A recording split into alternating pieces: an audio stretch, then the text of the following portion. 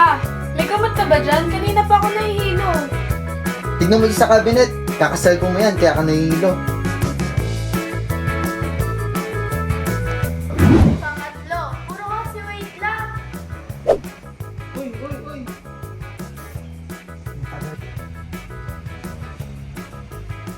Anak, halika nga muna rito. Wait lang ma, patapos na tong laro.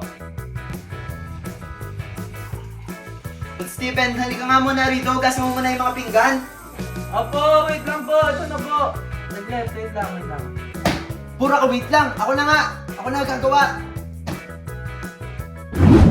Pang-apat, kami nga noon. Ma, anong ulam? Ay, ito na naman ulam natin, ma. Nagre-reklamo pa kayo. Kami nga noon, nag-uulam kami ng toyo at asin. Hindi kape nga, inuulam namin. Panglima, gala ka ng gala.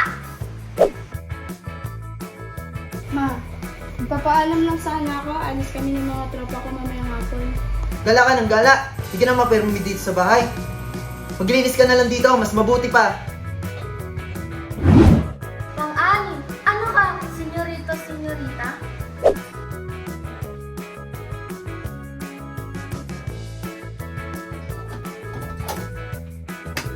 Ano, senyorito, matutulog ka na lang maghapon?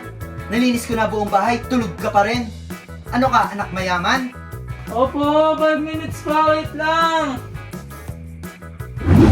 Pang-pito, kala mo kaya nang gumagastos dito sa bahay?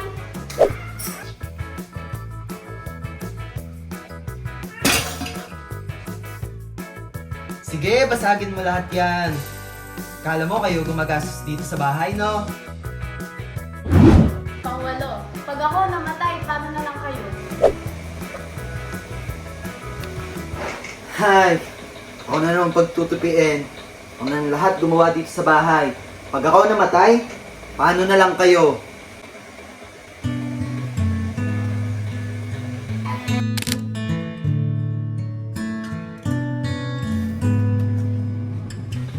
Oh, mga anak, ice cream.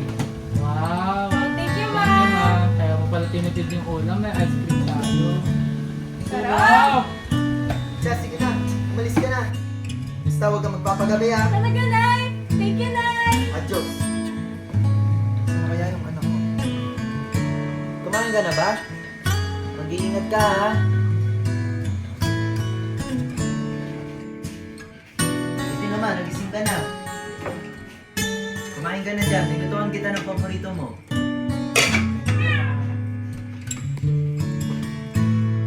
Ang mga nanay, sila ang unang bayani sa ating buhay.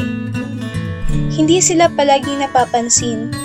Minsan pa nga, hindi natin sila naiintindihan.